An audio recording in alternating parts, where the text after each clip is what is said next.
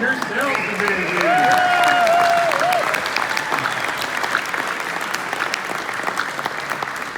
Just a couple of days and we had that much fun. And now more fun tonight. It's not over yet. Let me tell you kind of how the next 10 minutes goes here. The next 10 minutes, you get to choose. You can either laugh at my jokes, in which case we will all return safely to our homes, or this becomes a hostage situation. You get to decide. Here we are in Florida, God's waiting room.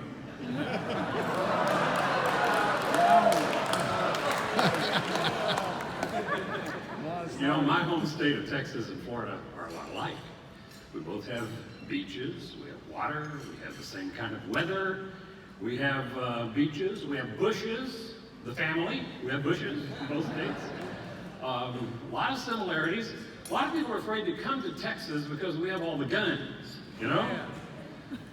I get scared to death every time I come to Florida because these people have votes. We are here in the home of the Miami Heat and the Tampa Bay Buccaneers and the Hanging Chads. Don't forget that. Tell you. Really glad you're all here. Thanks for coming and joining us tonight. This is a great event. Some of you, if you were here last year, you heard me tell you about somebody who gave me a fat bit. That's what I call it. Friends do not give friends fat bits. But somebody gave me a fat bit, and that thing shamed me for 3 days. When I first got it, you know, I programmed it, I put the buttons and all that stuff, and after about 15 minutes, my wrist started vibrating, and I punched the thing, and it says, "Are you okay?" And I push some more buttons, and about 15 minutes later, it goes off again. It says, "Shall I call 911?" About a half hour later, after I pushed some more buttons, it said, "Did you die?" And that's when I threw that sucker in the river. And then 3 days later, my phone started vibrating. And I checked my phone, and my phone said, "Congratulations, you have swum 11,332 strokes in the last 3 days." And that's the last I heard. Until Thursday. And Thursday, I was over across the street and the fire alarm went off. Guess who? It was the same fat bit. So that's what that was all about. I'm really glad you're here. You know, did you enjoy dinner? Yeah. Outstanding dinner. They better be saving my dessert down there. You know, I eat like an 11-year-old left at home alone. I love all the cheesy, greasy, sugary, fatty. I eat that stuff. I ingest that into my body, and I will not exercise. I know I should, but I'm not going to exercise. My doctor doesn't understand this. He says, "Why won't you exercise?" This because I hate it. I've always hated it. I hated it when I was a kid in school. I hated it when I played sports in high school. I hated it when I was in basic training and I had no choice. I just hate to exercise. Number 2, it makes me sweat. And I don't have to exercise to sweat. I can stand right here or sit right there and sweat all I need to. So I said, "How about we do this, Doc? How about every time I sweat, we say that's exercise?" Right? He wants to know why I won't go to the gym. Seriously. I'm not going to the gym. He said, "If you were going to go to the gym," and he knows I'm not going, "if you were going to go to the gym, what kind of gym would you go to?" I said, "It would be closed." But if I saw a margarita machine inside, or maybe a snack bar, I might come back. I've always thought the one thing I could probably do in a gym would be the Stairmaster. If, after about every 20 stairs, it would shoot out a donut. And I might be able to go 20 more. Otherwise, I'm just not going to do that. You know, my wife and I have been married for almost 40 years. Woo! Yeah!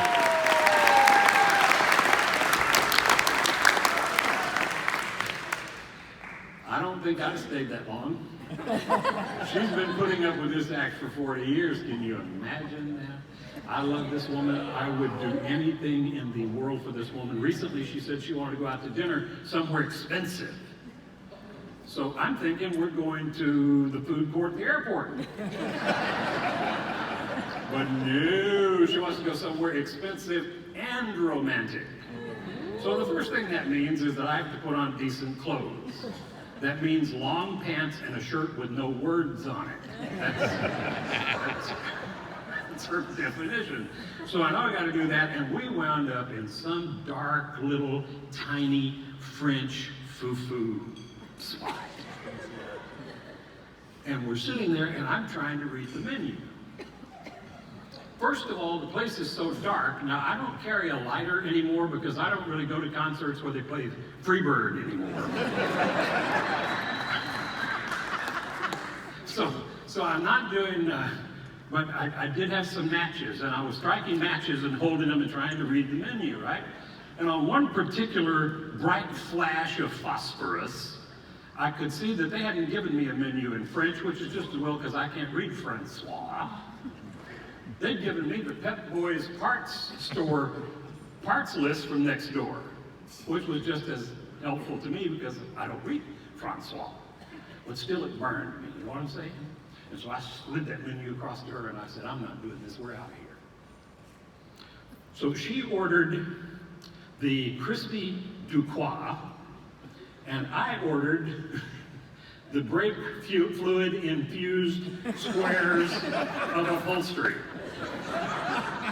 which was just divine, and $54.99. Very excited about that. Our waiter was Alain. Now the Francois never put enough sugar in the desserts to suit me. So I asked Alain for some sugar. And you'd have thought I'd put out a ransom demand for his beret. He was totally offended by that, and she was embarrassed. She said, I can't believe you did that. That was so uncouth. Now, folks, we've been married nearly 40 years.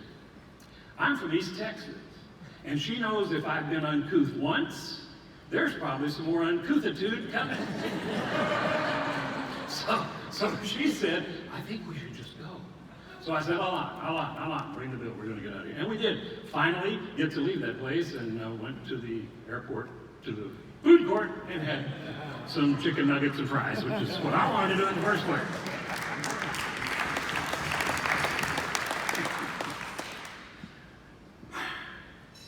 One day, she didn't like what I was wearing, which was nothing.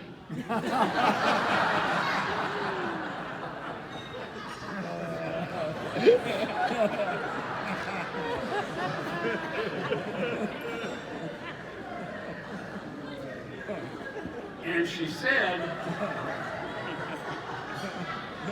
no, that wasn't that funny.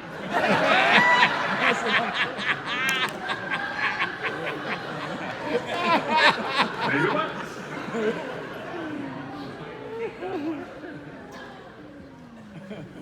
She said, who dressed you? And I said, my creator made me this way. And she said, I think Colonel Sanders made you that. Colonel Sanders and the Key Morels, they're responsible for that deal. She doesn't like when I walk around the house naked, so she locked me out. And then the neighborhood association started calling her. Unlock the door, let him in. People in the street, go and put your pants on, old man. What really hurt, though, was the kids. The kids who were out in the street yelling, look, they freed Willie! They freed Willie!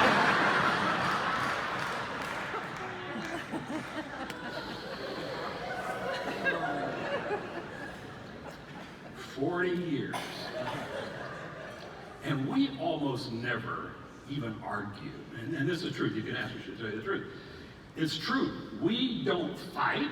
We've had 2 fights, maybe 3 fights in 40 years. We hardly ever disagree about anything. But when we do, it is always the same thing. It always comes down to the bottom line, which is, she is a Taurus. and I am a dummy.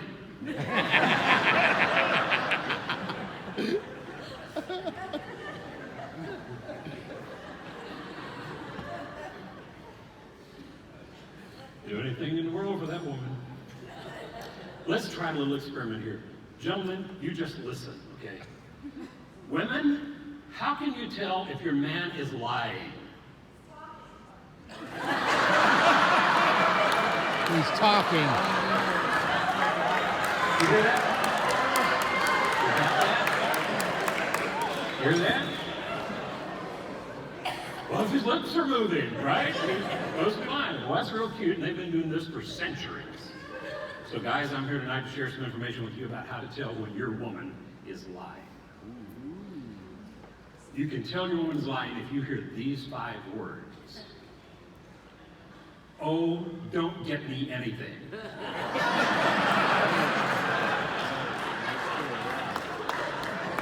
She doesn't mean don't get me anything. You better get her something. Even if it's the wrong thing, you better get her something. She's little, but she's really bad. She's bad. So even if I go out to go to the restroom, I learned my lesson. I will ask her, can I bring you anything? And she gives me that look. You know the look? She gives me that look like, yeah, you can bring me back, but why don't you flush yourself? But I'm going to bring her something back. Because there was that one time I didn't. If you ever hear your woman say, don't bring me, you better bring her something. If you ever hear your wife, your spouse, your significant other, your baby mama say something you like, I just want you to be happy. She's lying. She does not want you to be happy. She wants you to be more miserable than she is. Right now, she very well may wish you were dead and she had already sold the house and moved to Maui and bought a condo and hired somebody named Hunka to keep her wine cool. She doesn't hope you're happy. Get it?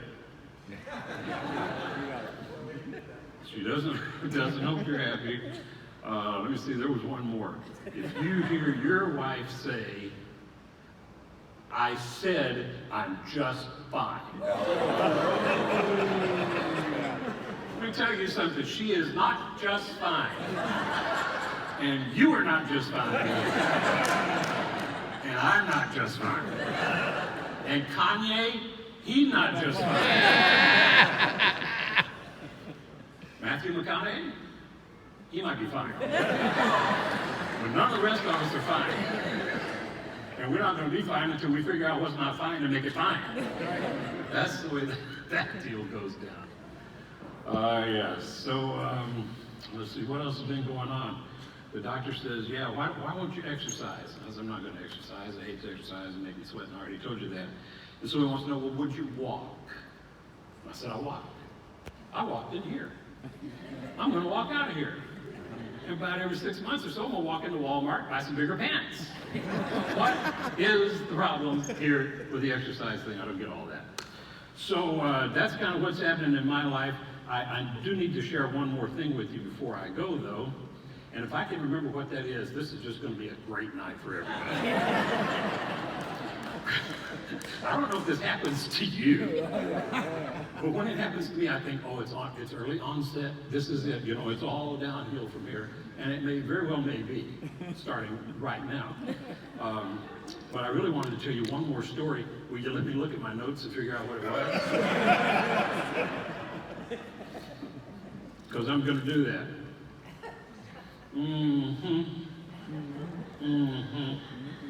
Sounds like Mark Hildebrandt. You know what?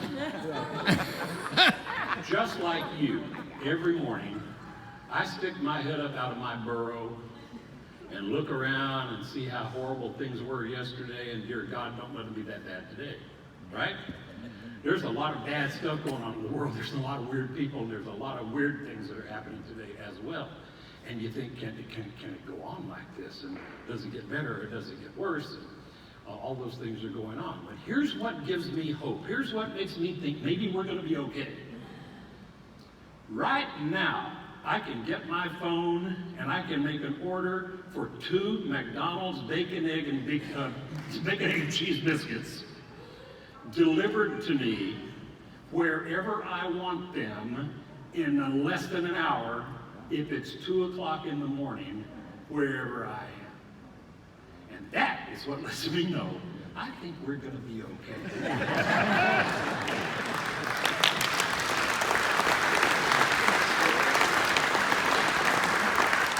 Thank you very much for laughing at me. I appreciate that a lot. Now we're going to get on to the evening's entertainment, which begins with trying to give away 10. I just got fired. We're going to give away $10,000 to some lucky person in this room.